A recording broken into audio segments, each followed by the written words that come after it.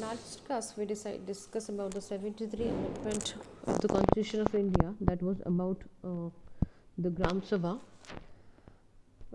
73वें संविधान संशोधन के बाद में भारतीय जो सिस्टम है या राजस्थान पंचायती राज अधिनियम 1994 में भी ग्राम सभा से संबंधित नया प्रावधान डाला गया।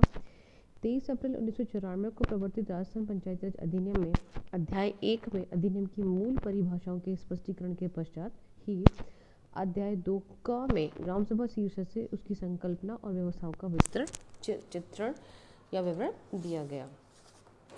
इस अधिनियम में ये कहा गया था कि प्रत्येक पंचायत सर्कल के लिए एक ग्राम सभा होगी, जिसमें पंचायत क्षेत्र के भीतरी समाविष्ट गांव या गांवों के समूह से संबंधित निर्वाचक नामावलियों में रजिस्ट्रेट व्यक्ति होंगे। दिस इज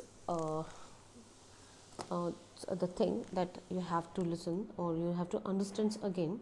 प्रत्येक पंचायत सर्कल के लिए एक ग्राम सभा होगी, जिसमें पंचायत क्षेत्र के भीतर समाविष्ट गांव या गांवों के समूह से संबंधित निर्वाचक नामावलियों में रजिस्ट्रेट व्यक्ति होंगे। इसके संगठन को समझने के लिए हम नीचे वाला चार्ट देख सकते हैं, उसकी मदद ले सकते हैं।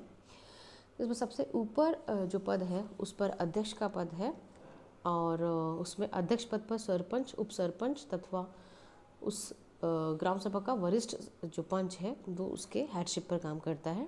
उसके जो सदस्य हैं वो दो प्रकार के हैं, पंचायत क्षेत्र के समस्त मतदाता और ग्राम पंचायत के समस्त पंच या उसके मेंबर। या दो चीज़ें समझने की है। पंचायत क्षेत्र के समस्त मतदाता जो वयस्क मताधिकार प्राप्त हैं वो उसके मेंबर अंडरस्टूड माने जाते हैं और जो चुनकर के आते हैं वो उसके परमानेंट मेंबर होते हैं। इसी संगठन में सबसे नीचे जो पद है वो सचिव का होता है, वो पंचायत सचिव या ग्राम सेवक कहलाता है।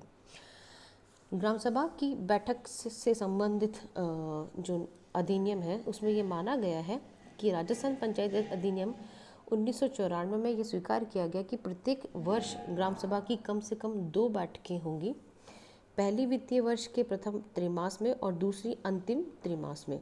किंतु ग्राम सभा के सदस्यों की कुल संख्या के 1/10 से अधिक सदस्यों के द्वारा लिखित अपेक्षा किए जाने पर या रिटर्न में मांगे जाने पर या यदि संबंधित पंचायत समिति या जिला परिषद या राज्य सरकार द्वारा अपेक्षित हो तो ग्राम सभा की बैठक ऐसी अपेक्षा में 15 दिवस के भीतर बेहद आहूत की जाएगी। आहूत का मतलब ऑर्गेनाइज की जाएगी। अधिनियम द्वारा निर्धारित ग्राम सभा की दोनों बैठकों के विचारार्थ लिए जाने वाले विषयों के बारे में इस अधिनियम में उल्लेख किया गया है। इसमें यह माना गया है कि वित्तीय वर्ष के प्रथम त्रैमास में की जाने वाली बैठक में पंचायत ग्राम सभा के समक्ष निम्नलिखित विषय रखे जाएंगे, जिसमें सबसे पहला विषय है पूर्ववर्ती वर्ष के लेखों का वार्षिक वितरण। इस डिवीजन ऑफ इकोनॉमिक रिसोर्सेज। इस अधिनियम के उपबंधों के अधीन प्रस्तुत किए जाने के लिए अपेक्षित पूर्ववर्ती वित्तीय वर्ष के प्रशासन की रिपोर्ट, वित्तीय वर्ष के लिए प्रस्तावित विकास और अन्य कार्यक्रम और पिछली समीक्षार्थ रिपोर्ट और उसके लिए दिए गए उत्तर। इस प्रकार वित्तीय वर्ष के अंतिम त्रैमास में आयोजित की जाने वाली बैठक में पंचायत द्वारा ग्राम सभा के समक्ष निम्नलिखित विषय भी विचार के लिए रखे जाएंगे। उस वर्ष के दौरान उपव्यय का विवरण, उस वर्ष में लिए जाने वाले भौतिक व वित्तीय कार्यक्रम, वित्तीय वर्ष के प्रथम त्रैमास में की गई बैठक में प्रस्तावित क्रियाकलाप और कई क्षेत्रों में या विभिन्न क्षेत्रों में किए गए किन्हीं भी परिवर्तन से संबंधित कोई भी प्रस्ताव जो उस वर्ष लिए गए हैं। इस अधिनियम के उपबंधों के अधीन तैयार किया गया पंचायत का बजट। दोनों बैठकों तथा ग्राम सभा की किसी भी अन्य बैठक में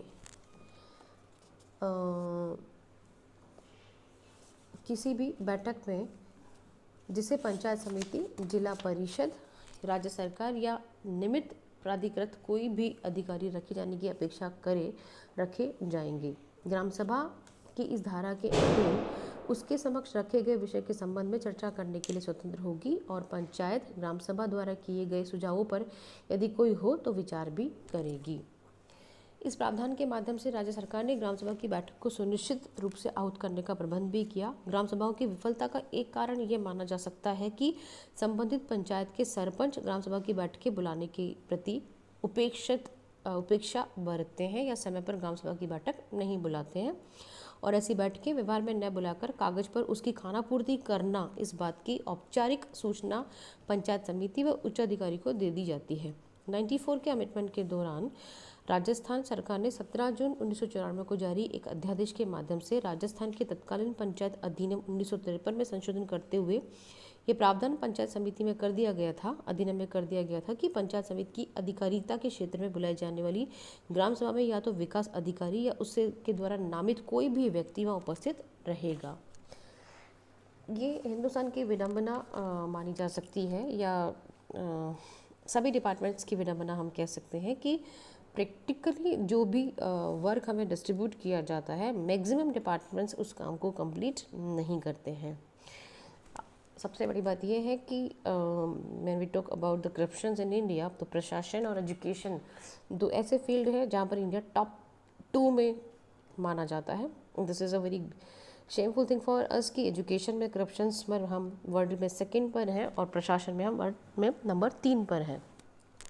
इस करप्शंस का बेसिकली रीज़न ये है कि हमारे यहाँ पर काम जो किया जाता है उसकी फॉर्मलिटीज़ पेपर्स वर्क पे होती है, पर एक्टिविटी कितनी की जाती है उसको हमेशा नज़रअंदाज किया जाता है। और यही वजह है कि ग्राम सभा, पंचायत समिति या ग्राम पंचायत या नगर निगम के मैक्सिमम काम आने वाली सरकार पर डाल दिए जाते हैं और जो प्रेजेंट की सरकार है वो अपना जेब भर के चली जाती है।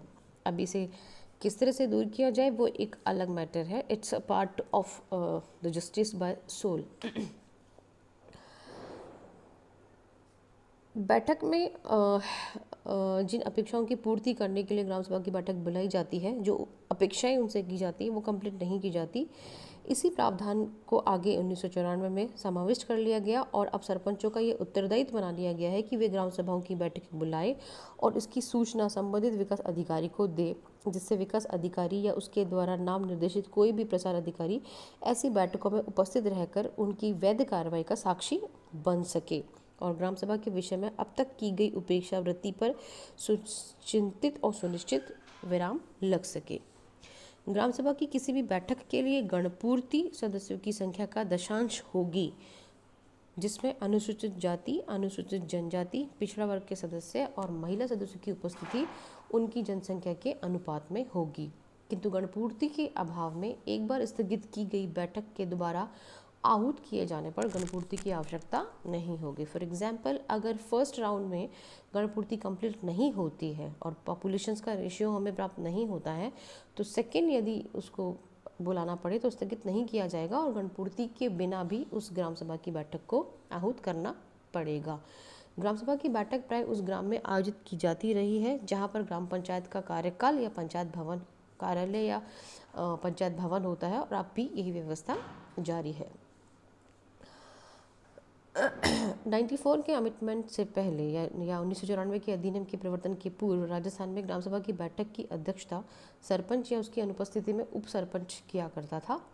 इन दोनों की अनुपस्थिति में जनता द्वारा बैठक में उपस्थित पंचों में से किसी भी एक व्यक्ति को ग्राम सभा की अध्यक्षता के लिए बुला लिया जाता था। लेकिन जब हमने देखा कि कागजी कार्रवाई में वृद्धि हो गई तो नूतन अधिनियम लाया गया और ग्राम सभा की बैठक पंचायत के सरपंच के द्वारा या उसकी अनुपस्थिति में उप सरपंच के द्वारा बुलाई गई और बैठक की अध्यक्षता भी सरपंच के द्वारा या उसकी अनुपस्थिति में उप सरपंच के द्वारा की जाएगी। सरपंच या उप सरपंच दोनों के ना होने पर ग्राम सभा की बैठक की अध्यक्षता बैठक में उपस्थित सदस्यों के बहुमत से इस प्रयोजन के लिए निर्वाचित किए गए ग्राम सभा के किसी भी सदस्य द्वारा की जाएगी।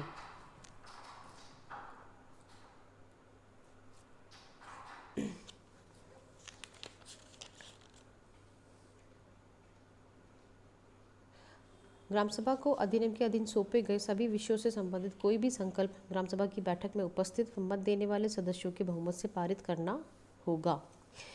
निर्वाचित ग्राम पंचायतों से यह अपेक्षा की जाती है कि वे इस प्रकार से ग्राम सभा की बैठक में पंचायत के कार्यक्रमों व कार्य की प्रगति का विवरण भी प्रस्तुत करें। ग्राम सभा के अध्यक्ष पंचायत सचिव पर यह दायित्व है कि ग्राम सभा की बैठक में व्यक्त किए गए विचारों को निर्वाचित ग्राम पंचायत की आगामी बैठक में विचारार्थ हेतु प्रस्तुत करें। इस प्रकार निर्वाचित ग्राम पंचायत का यह दायित्व है कि वह अपने कामकाज में ग्राम सभा द्वारा व्यक्त विचारों का ध्यान रखेगी। ग्राम सभा की बैठक आयोजित करने के विषय में यह प्रावधान नियमों में किया गया कि ग्रामवासियों को इसकी सूचना कम से कम 15 दिन पूर्व की जानी चाहिए। इस सूचना में उन्हें बैठक की तारीख, उसका समय, उसकी कार्यसूची अंकित करके बताई जाए।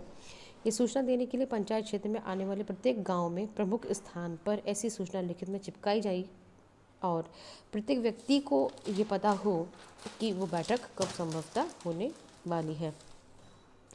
ग्राम में कार्यरत सरकारी कर्मचारियों, अध्यापकों और ग्राम सेवकों इत्यादि का दायित्व यह होता है कि वे ग्राम सभा की बैठक की सूचना अपनी क्षमता के अनुसार समस्त ग्रामीण क्षेत्र में सबको संभवतः बता दें। राजस्थान के पंचायती राज अधिनियम के अंतर्गत विनिर्मित नियम पर यह प्रावधान करते हैं कि ग्राम सभा की बैठक की कार्रवाई का लिखित में अभिलेख किया जाएगा। ग्राम सभा की प्रत्येक बैठक में ग्रामीणों को इस बात से भी अवगत कराया जाएगा कि ग्राम पंचायत किन किन कार्यों पर कार्य कर रही है। इन बैठकों में ग्राम पंचायत की कार्यप्रणाली, प्रगति इत्यादि की समीक्षा भी की जाएगी। ग्राम सभा की बैठक में इस विषय में भी विचार व्यक्त किया जाएगा कि किस चीज़ पर, किस बात पर या किस मुद्दे पर कितनी कार्रवाई हो चुकी है। इन सभी चीज़ों का विवरण लिखित में रखा जाएगा और यह विवरण अध्यक्ष द्वारा हस्तांतरित होगा। सरपंच पर यह दायित्व डाला गया है कि ग्राम सभा, पंचायत और दोनों का सभापति होने के रूप में वह इस विवरण को ग्राम पंचायत की आगामी बैठक में प्रस्तुत करेगा। ग्राम सभा के अधिकारों व कर्तव्यों के विषय में पंचायती राज पर प्रस्तुत सादिक अली प्रतिवेदन में कहा गया है कि ग्राम सभा के अधिकार और कर्तव्यों की परिभाषा नपे तुल्य शब्दों में करना कठिन है। धीरे धीरे काम करने के माध्यम से एक परंपरा विकसित होगी और ग्राम सभा वह महत्वपूर्ण स्थान प्राप्त कर लेगी, जिससे पंचायती राज के ऊपर की संस्थाएं शक्ति प्राप्त करेगी। हमारे विचार में ग्रामीण जीवन को प्रभावित करने वाले समस्त महत्वपूर्ण मामलों पर ग्राम सभा को विचार करना चाहिए। जो विषय इस कार्यक्रम में सम्मिलित किए जाने चाहिए वे कुछ इस प्रकार है। सबसे पहला, पंचायत का बजट।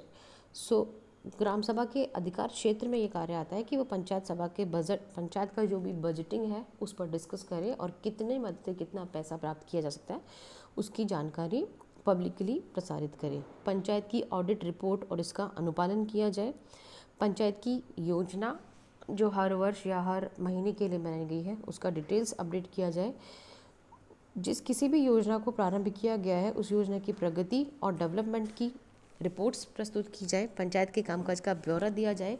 ग्राम सभा के निर्णयों की क्रियान्विति का लेखा जोखा हो। ऋण और सहायता के रूप में प्राप्त होने वाले धनराशि का रिपोर्ट, सहकारी आंदोलन, सहकारिता से संबंधित रखने वाले सभी विषयों की जानकारी, ग्रामीणों के सामान्य हित के मामले जैसे कि ग्रामीण चारागाह, जलाशय, सार्वजनिक कुएं, ग्राम पाठशाला का संचालन और सबसे अंतिम कुछ भी महत्वपूर्ण सूचनाएं और निर्णयों की जानकारी जो ग्रामीणों के लिए ज़रूरी है उसकी जानकारी इसमें दी जाए।